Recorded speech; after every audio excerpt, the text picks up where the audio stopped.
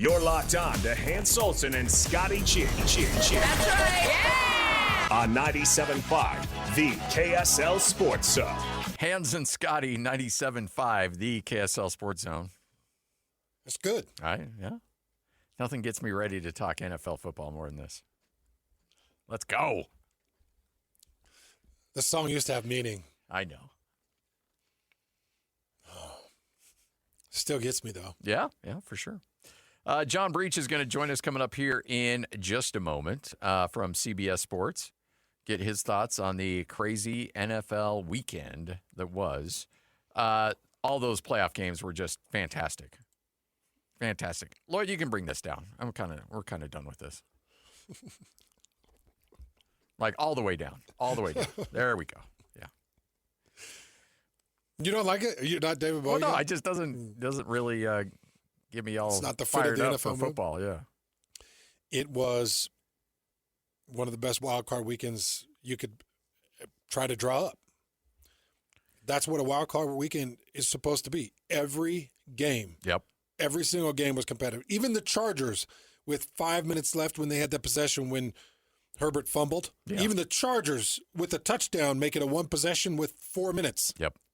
But you just decide roughing the passer doesn't exist anymore. Hey, you know what? Patrick Mahomes isn't in the playoffs, so neither is, as you mentioned, roughing the passer. Both are out. Yes. Yeah. All right, John Breech, CBS Sports, kind enough to join us right here on 97.5, the KSL Sports Zone. John, how you doing? And he gone.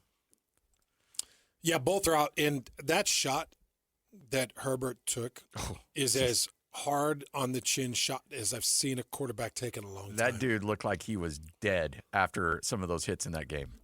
Can you help me with something? I'm going to ask you a really stupid football question that makes me vulnerable, but I don't give a crap. When have we not been vulnerable on this show? So I'm a bit vulnerable here. Yeah, I may have dropped an F-bomb earlier in the show. Yeah, you did. And that's fine. We'll get over it. I didn't, but We'll get over it. No, it wasn't. But it was close. Okay, so defender comes in, hits Herbert, but he's fumbling before the hit. So do they call a roughing the passer? Does the ball, because that fumble occurred before the hit, would that have gone back to the Chargers?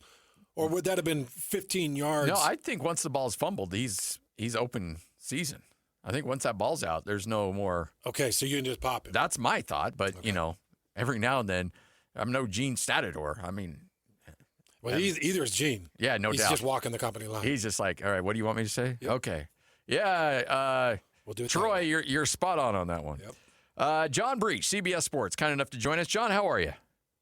Doing fantastic. How are you guys doing? Really good. Better than Justin Herbert after he got knocked around last night. For sure. Yeah, that's painful. Hey, we were just talking about that. So you could have hit him with a roughing the passer. The ball was starting to fumble before he took the shot. Kind of walk us through that play and not just the play, but the impact. Yeah, I mean, that really felt like a huge difference in the game because that could have been a 15-yard penalty if you do take a shot to the head. But it just felt like that kind of epitomized everything that the Chargers were going through in that game. Justin Herbert just got hit so many times. And as a quarterback, if you don't have time to throw, even the fastest releases at 2 seconds maybe, and Justin Herbert just had people in his face at all times. And it was painful. I was getting hurt just watching him get hit. But when your offensive line, the Chargers have obviously dealt with so many injuries this year, Rashawn Slater, Joe Alt, and somehow they kind of bandaged it together and hobbled their way to the playoffs. But the Patriots just had a defense that was able to expose all those issues that the Chargers have had. And that was really kind of the story of the game. There was just Justin Herbert taking hit after hit after hit after hit. So I think a lot of us on the Patriots, myself included, and I'm a Broncos fan, so I can lump them in together. I think all of us have been watching the Patriots and Broncos throughout the year, being like, it's going to fall apart. It's going to fall apart. This isn't sustainable. But the Patriots go and they beat the Raiders, and they beat the Chargers, and then Denver's got the number 1 seed. Which of those two teams do you have more faith in going and making a run in the AFC?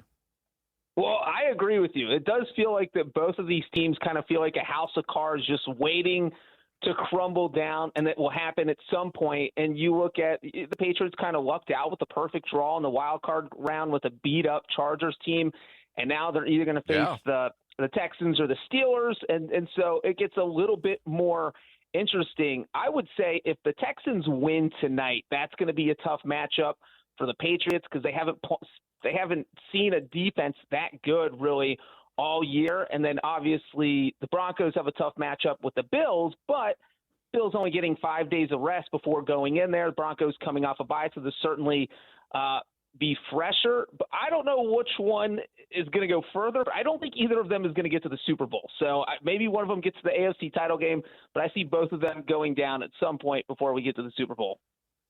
Man, we've had some dramatic matchups. Saturday was incredible. The Rams-Panthers going down to the wire, Bears-Packers going down to the wire.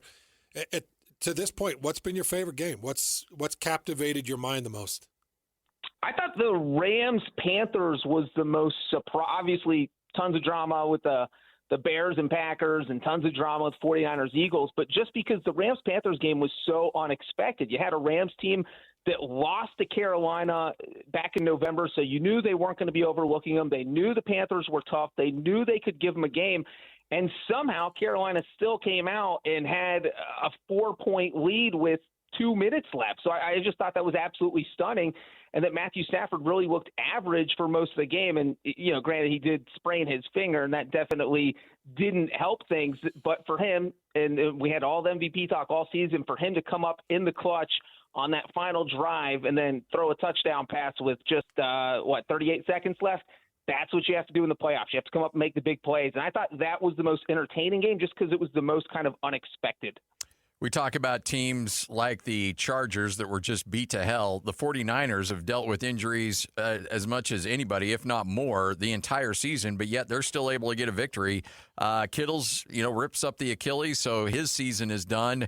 How sustainable is what we've seen Kyle Shanahan put together there in San Francisco? Yeah, it is really like they're a house of cards held together by Band-Aids because of all the injuries. But I think the 49ers are kind of that model of the NFL's this whole entire next man up mentality. If someone gets injured, you got to have someone step in, and we're going to move on, and we're going to win games. And the 49ers have done that, which is really impressive because you'll see injuries derail an entire season. I mean, look at the Bengals. Joe Burrow goes down. They miss the playoffs. The 49ers lose Brock Purdy. They throw Mac Jones in there, and they keep chugging along. So what Kyle Shanahan has done has been impressive. And you look at the game yesterday, George Kittle goes down, and now they need someone else to step up and catch passes. If Demarcus Robinson go in there and go over 100 yards, catch a touchdown pass, and that's what you need. Kyle Juszczyk had 4 catches. So it was just that all of these guys that maybe normally wouldn't be role players in that offense step up when a guy goes down. And for that to happen just every week, no matter how many injuries they suffer, I really think speaks volumes to the kind of job Shanahan has done. Now, the Seahawks this week obviously going to be a lot tougher matchup. I'll be surprised if they win that one. But even if they lose, I think it's an impressive season for the 49ers considering everything that's happened. So we're kind of a Puka Nacua territory here in Utah, and he has 10 catches, 111 yards, and a touchdown in that win over Carolina. Can you put into terms how big Puka's been this season as a receiver and how much of this Rams push to success has been on his shoulders? Oh, it's been all Puka. I think that if you took him out of that offense, his chemistry with Matthew Stafford is almost like what Stafford had with Calvin Johnson when he was in Detroit. Calvin Johnson is in the Hall of Fame right now, and you're seeing Puka put up these crazy numbers when he has a rocket-armed quarterback and he opens up everything they do on offense, whether that's running the ball with Kyron Williams, whether that's Devontae Adams being able to draw one-on-one coverage once they get inside the 5-yard line and making these short touchdown catches. That's all because every defense is worried about Puka Nacua. And the fact that these teams are focusing on him and he's still able to put up these huge numbers. I mean, it's not just going over 100 yards against the Panthers. He went over 200 yards against the Seahawks in that Thursday night game. So he has big games in big spots where sometimes players don't always come up big when they need to. But it just seems like that every time the Rams need him, he is there. And he's such a key part of that offense. And if he were to get banged up or injured or something where he wasn't there, that offense would take such a huge step back. So really what he's done and the fact that he fell to the 5th round in the draft a couple years ago, just totally stunning. I mean, he's a top 3 receiver in the NFL, and you could certainly make a case for him being the number 1 overall receiver. If you're the general manager or president of the Packers, what are you doing with Matt LaFleur? That's a difficult one because I get why Packers fans might be thinking, hey, look, he can't win playoff games. There's just this tendency where the Packers blow up in the 4th quarter, and you get a little bit frustrated with that when you see your coach. I mean, Andy Reid, earlier in his career, there was just his time management, his game management, he just seemed a little bit off, and he couldn't win those big playoff games. Then Patrick Mahomes got out there, and he started winning Super Bowls. So I think that the Packers maybe start to feel a little bit that way about Matt LaFleur. But I think when you look around the NFL, it is hard to justify getting rid of a coach of that caliber. So I'm not sure I would sign him to a 5-year extension because I would want to know. I would want him to prove that he can win these big games. But I don't think I would get rid of him. I think an extension probably makes the most sense. I was texting back and forth with the guy that was around Jordan Love in college. And let me just read some of these because I think it's pretty spot on. He said, Jordan Love is so good and yet also so terrible. It's like there's either up or down. You never know what you're going to get there. Yeah, I mean, and that's the truth, the hot and cold quarterbacks where you don't know who's going to show up. Are you going to get the guy who looks like an MVP candidate, or are you going to get the guy who melts down and doesn't do much, which there's a couple games where Jordan Love almost pulls no-shows and doesn't put up big numbers. You know, he threw 4 touchdown passes against the Bears, but then he barely completed 50% of his passes. So it's a weird dynamic with him, and maybe he needs someone. Maybe you hire a QB coach or bring someone in to kind of help figure that out because his game is so inconsistent. At times he looks like a top 7 quarterback in the NFL. And then there's other times where you're thinking, man, this guy doesn't even look like a top 20 quarterback. And we saw both those guys in that Bears game on Saturday night. So, yeah, that's absolutely the truth. I think just watching if Jordan Love could play 4 quarters of good football every week, the Packers would be impossible to beat. I'll tell you what, watching all these games, I started to really think about and miss an era of quarterback play in the NFL with all the greats from Tom Brady. You know, I guess you could go back quite a couple more years, go to Peyton Manning, and you go into the Matt Ryans and the Drew Breeses, and you had this nice run and era. You go Aaron Rodgers, who's, I guess he's got one more shot coming up tonight. But this crazy era of great quarterback play, and it just feels like this is a complete changeover. You're watching guys like Drake May and guys like Matt Stafford that have been around for a while, and they've had a couple good years, but now it's their show. It's Trevor Lawrence's show. It's Caleb Williams' show. It's Bo Nix's show. It's Justin Herbert's show. I would have thought that it would hurt it, but we were talking about NFL ratings. Like, it's never been healthier, has it?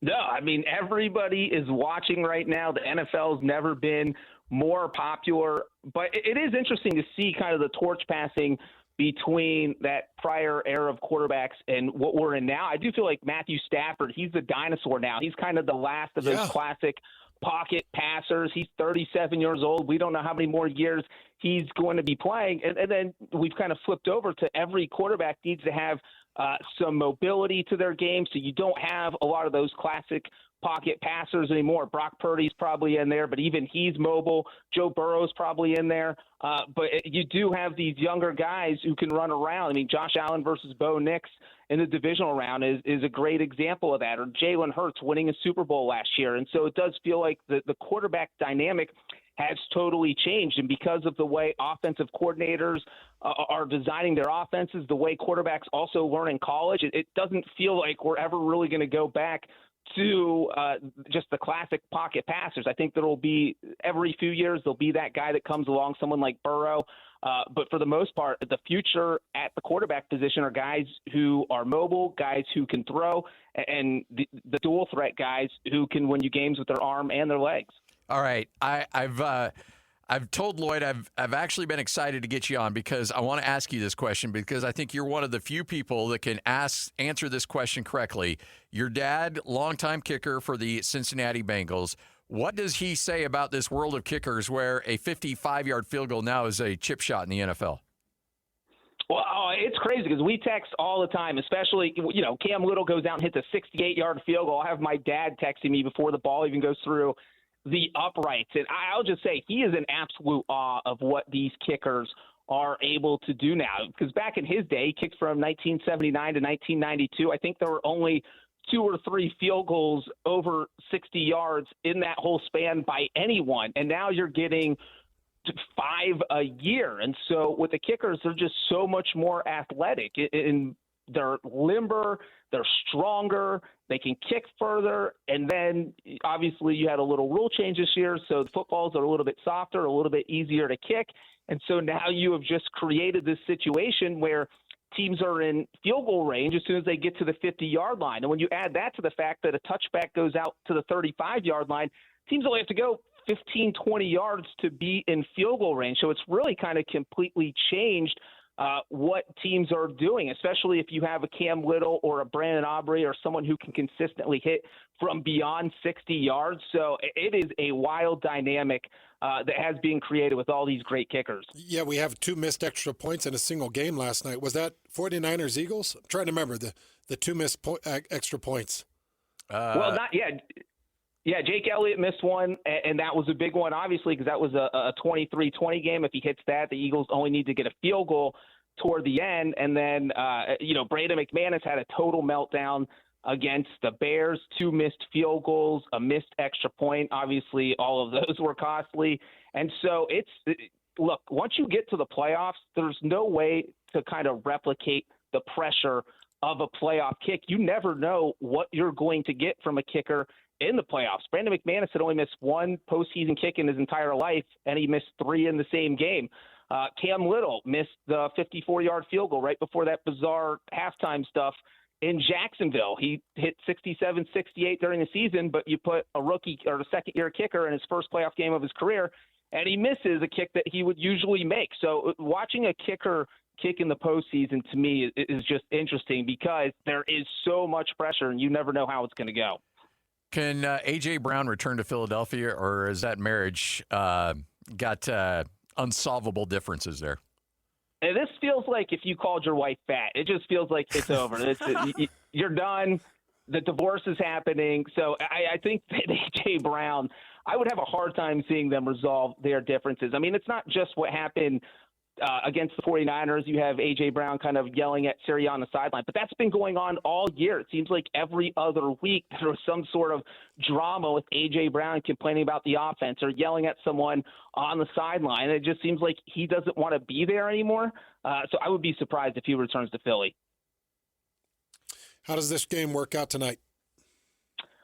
Look, I don't want to bet against Aaron Rodgers because the Texans defense is great, top defense in the NFL. But if you are going to be able to move the ball against them, I think one thing you need is a smart quarterback who has seen everything, and that is Aaron Rodgers. Obviously, they have DK Metcalf back in the lineup for the first time in 2 weeks, so I think that gives the Steelers a chance.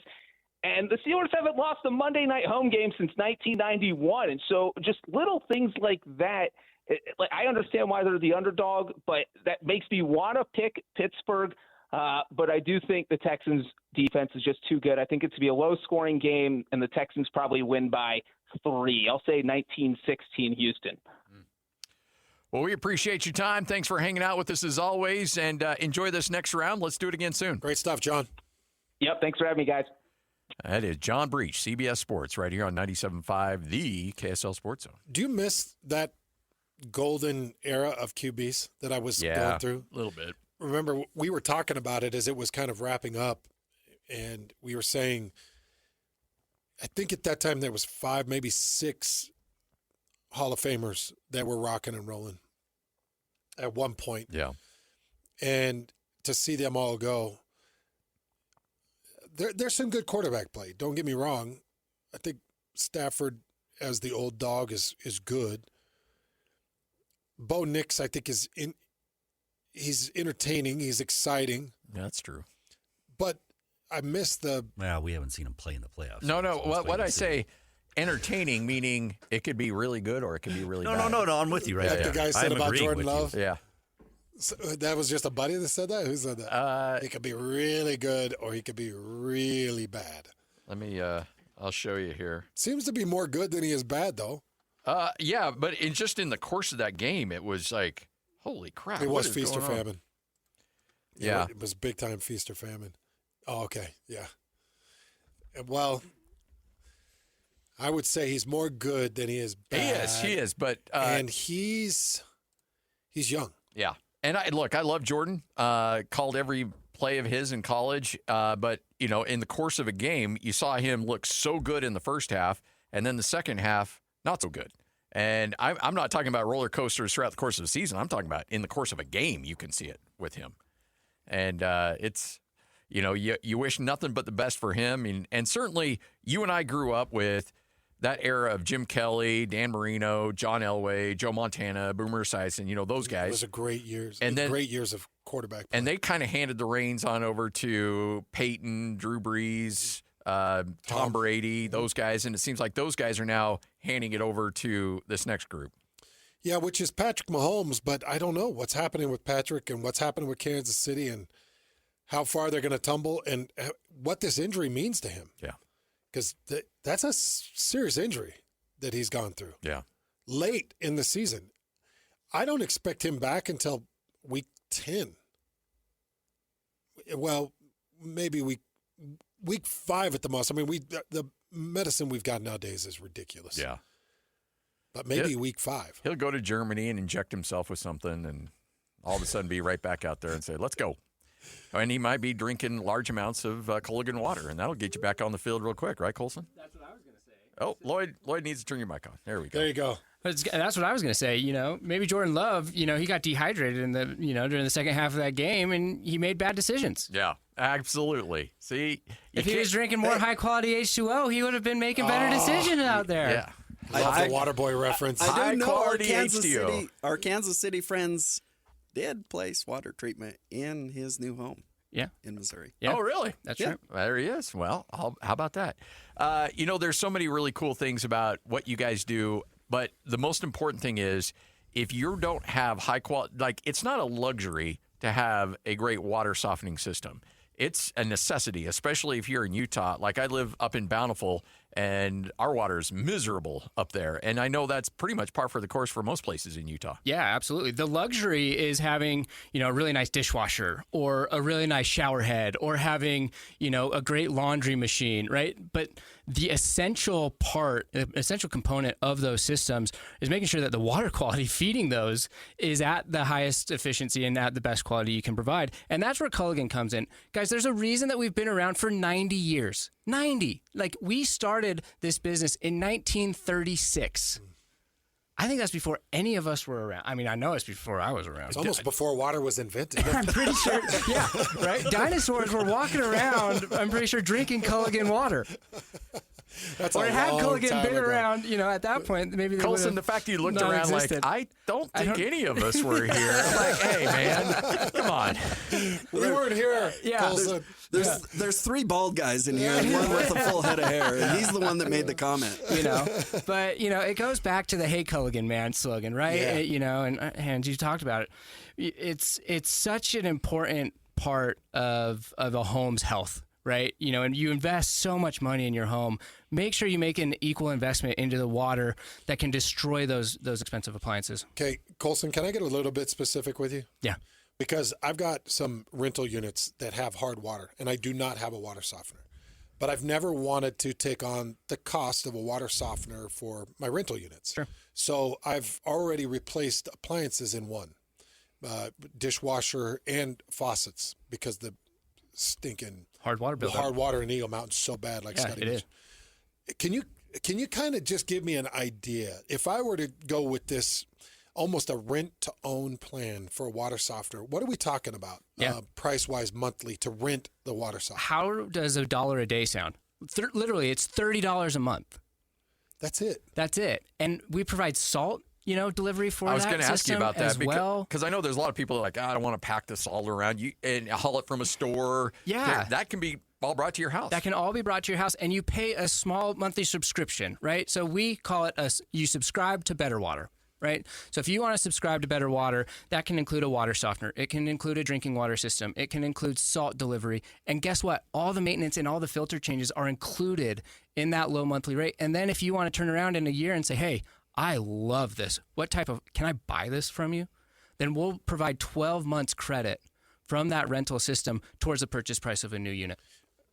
Do you know how incredibly brilliant this is? I mean, It's brilliant because people can't afford water softeners. Right. In most cases, they can't afford an upfront cost of a water softener. But if you're telling me that you can install those, and we're talking about $1 a day, $30, $31 a month, who wouldn't do that doesn't have a water softener? That's extremely affordable, and you're improving the health of your home. Right. And that's the Colgan water softener. You know, yeah, and that's there's not Acme. No, right? This is the best of the best. And to Kent's point, he talked about this in one of the earlier segments, is that you invest in a service, right? We are here. We're trying to become part of your extended family, right? This is a service relationship. You can't have a company that comes in and just sells you a water softener and then disappears for 10 years and then comes back and says, hey, guess what? You need a new water softener. No, we are there literally monthly, quarterly, semi-annually, annually, providing maintenance upgrades to your system every time we come. I love it. Call right now. Let's get you squared away. 801-509-9602. Colgan Water. They will come to your house for free, give you a free water sample or test your water and see exactly what you're dealing with. So you know exactly what your water looks like. 801-509-9602, free of charge, and ask about the rent-to-own options, 801-509-9602. This is 97.5, the KSL Sports Zone. It's time to saddle up and talk about the winners and the losers. This is the good, the bad, and the ugly. Now, here's the good. It is the good, it is the bad, it is the ugly, right here on 97.5, the KSL Sports Zone. All right, so you've talked about the sanctity of a locker room. The people say things in a locker room they probably wouldn't say in general public, and that needs to stay there. And usually that's the case. You'll see a lot of these post-game coaches' reactions, and the team will put it out on social media. And then the coach will look around like, okay, is the media guy out? The video camera's out? Okay, let me tell you what I really think of you guys. Let me tell you what we really think about our opponent and all of that. Well, after a crazy game in which the Chicago Bears were left for dead and somehow came back and won. And by the way, do we owe Caleb Williams a little bit of an apology? Let's see. That dude's been dealing. Let's see. Yeah. Yeah, it's getting to the point where maybe. Yeah. Maybe fingernail polish isn't a bad deal. Yeah, maybe not. But they come back. They beat the Packers. And Green Bay, their social media account, the official Instagram account, puts a post-game locker room comment from their head coach, Ben Johnson, who yelled out, F the Packers. And everybody's like, woo, that's your own account? That's crazy that somebody would sign off on that from your upper management, but they did it. They stood by it. And afterwards, Ben Johnson today, earlier this morning, was asked about those comments and like, hey, do you regret being that aggressive? Yeah, I mean, like I said before, there's a rivalry that exists between these two teams, something that I fully recognize and I'm a part of. And yeah, I mean, I don't like that team. So George and I have talked, and we're on the same page. He's not backing down, and I love it. I'm like, go for it. We need more of that stuff because the NFL doesn't have, we have the Raiders and Broncos and Chiefs and Raiders and Green Bay, but you don't really feel like the old school rivalries anymore, where the fans hate each other, but the teams don't seem like they really hate each other like they used to. Well, having a coach go scorched earth on a team like that, heck yeah, more of that, please. There are some really good rivalries that do go on inside of a locker room. And there's teams and players that get under different players and teams' skin, and it just becomes a bitter, heated, nasty hatred and rivalry. I think that the Peyton Manning, Tom Brady back and forth over all the years, I think that there was a lot of substance to that. And when I was playing with the Colts, just in a short period of time, I knew that New England was our absolute rival. It was the Colts' rival, and they were a thorn in our side, and going to Foxborough was miserable, and seeing those guys come into Indy was miserable, and Tom Brady became such a problem for Peyton Manning and the Colts in the long run, and you just knew. And was it Law? Who was the... Oh, Ty Law? Ty Law. That would make Peyton's life miserable. He had Peyton Manning's number. Yeah. You mean Jude Law? No, you're a little late on that one. Not the actor. No. Anybody else? L.A. Law? I don't know. Remember that show? Not L.A. Law. That was a long time ago. Ned Law. Ned Law was he was a. Okay. This is on you. Yeah, this you is did on you. I'll this. take it. You It's did fine. that. I was late to the punch. I didn't get it. Ned Law. You guys were so quick to know who it was. He sold windshields in Weezer. Oh, okay. Yeah, so he was the windshield guy. Anytime you crack a windshield, you go to Ned Law. Oh, really? Yeah. So he had the monopoly there in Weezer. Yeah, he did. He cornered the whole market. Any others, Lloyd? Do you want to interject? Okay. Nope. So Ty Law was a real thorn, and there were certain guys that you just knew. So I love to see these rivalries. They're fun because, especially when the public knows, it's actually a fun thing for the public. Oh, that's why I think every Packer. By the way, Ben Johnson just became the king of Chicago. Yeah, the sausage king. He's Abe Froman out there. Yep. Because every Bears fan is like, oh yeah, yep, he's our guy. It's like the Jason X situation in New Mexico when Bronco Mendenhall and the Aggies went back down there, and he's like, he gave up on all of you. He disrespected you. Well, bro, you don't have a job if he doesn't leave New Mexico. Yeah. But he's like just feeding the community, feeding it. But instead, you're trying to win a game. Exactly. And so now Ben Johnson's like, hey, I'll never pay for a dinner again here in Chicago as long as we keep beating the Packers. Winning a playoff game is important. Beating the Packers in the playoffs, that goes a long way in Chicago. That is a really fun matchup. You know, you get two NFC North teams that get to see each other in a wild card. It's a fun matchup. And it couldn't have been a better game. No. Maybe a better outcome. I would have liked to seen Jordan Love walk away with that. I would have rather seen Green Bay advance. Second time they've collapsed to the Bears. And a regular season collapse, too. Oh, that's right. Yeah, that's the second time. All right. Hans and Scotty, there's your good. Let's get to the bad. Now the bad. You ready for your next $5+ million quarterback? Well, I feel bad for Arizona State in this whole thing. Sam Leavitt, who went into the transfer portal, Arizona State gave him a shot, played him as a freshman, and now Sam Leavitt is off to, well, the guy he likes to sit courtside with and hang out with They again. did it, huh? Lane Kiffin got him. They brokered the deal at LSU. Yep, and expected to be somewhere between $5 and $6 million. So the Washington guy backs out. He returns back to Washington, and so they're like, "Well, Sam, let's get you taken care of here." It makes me wonder because I could see Lane entertaining the two of them. I could totally see this. Lane entertaining those two quarterbacks, the Washington kid that was willing to spurn the Washington fans and faithful, and Sam Leavitt, and wanting both, making sure that he's going to land one, but keeping both in the hopper, getting the money put together for one of the two, but making both feel like they're his priority, and then him calling one of them saying, no, it's not happening. Yeah. Sam just committed, so you might want to make an apology note to Washington. We'll give you a day. Yeah. Yeah. So couldn't you see him doing that? Oh, totally. Absolutely. Playing and by the way, that happens a lot with recruits. You play the recruits off each other. Like, look, I got one spot. We've offered both of you. Whoever makes the phone call first.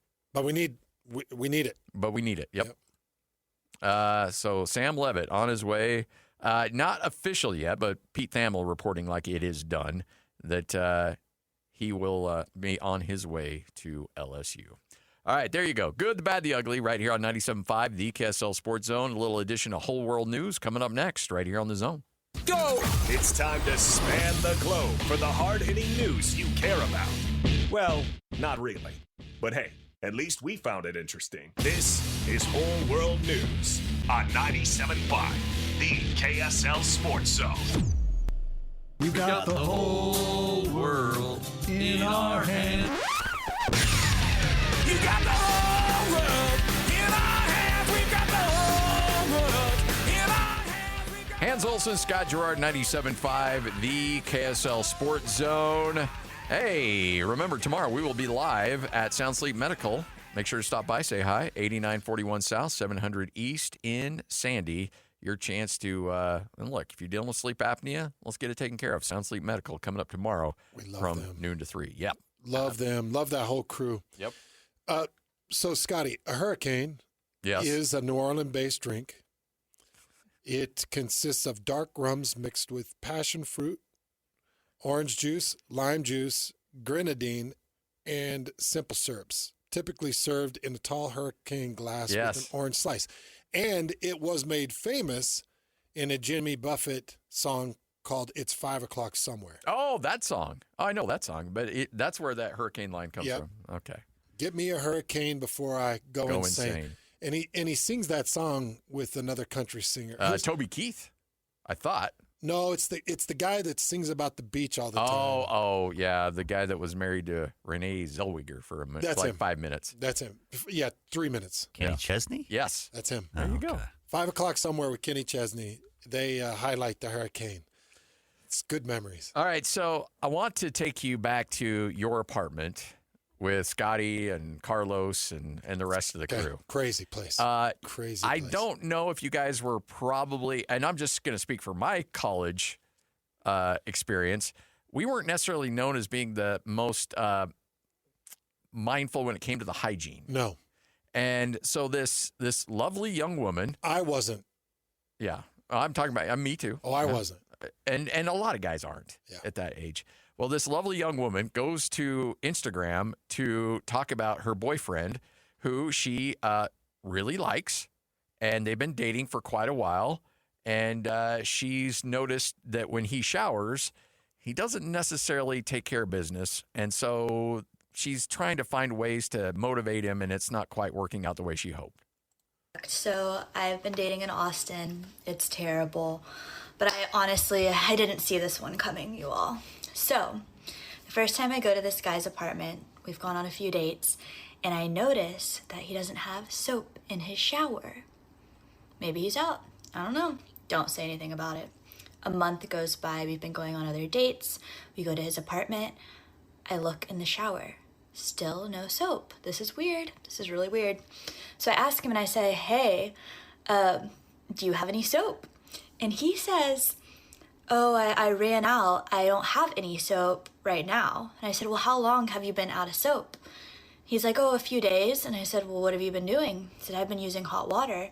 And I told him that I actually noticed about a month before that he didn't have any soap. And he eventually admits that just using hot water is fine to wash your body in his mind.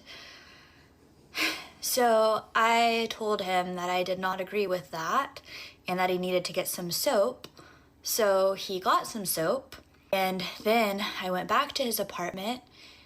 He had soap. The soap was completely full. I asked him if he used the soap. He said he did. I unscrewed the cap. The little foil thingy is still on the soap. He had not used the soap.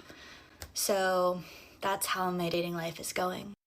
All right, there's a couple things here. Number one, use the soap. I mean, it's probably a good idea. Use some soap. I understand you're under hot water for 5-7 minutes, and you think, you know what? I'm clean. I'm wet. I'm clean. I should be okay.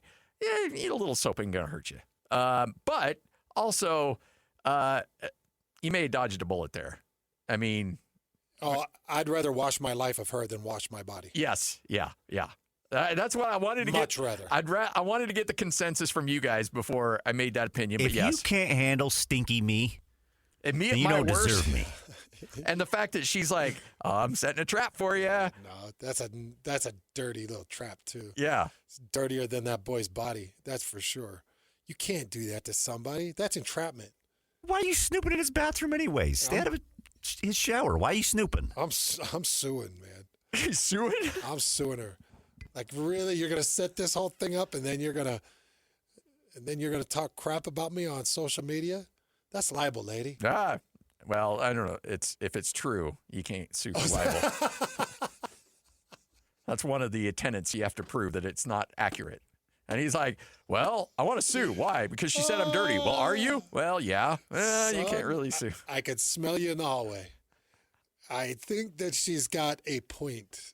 How about you just take it as advice? Yes. And we all grow from this. And I don't think she named him by name, so maybe that's a good thing. But I just, look, there's sometimes you got to do a quick shower. You just do a in and out real quick and off you go. Well, you still need to use the soap. Dude, I think back to all of the women that were willing to kiss me back in the college days and how wretched that must have been for them because I just was not a toothbrusher.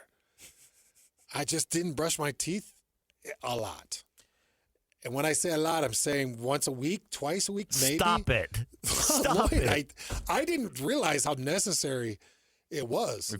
We found out later. Yeah, I found out later.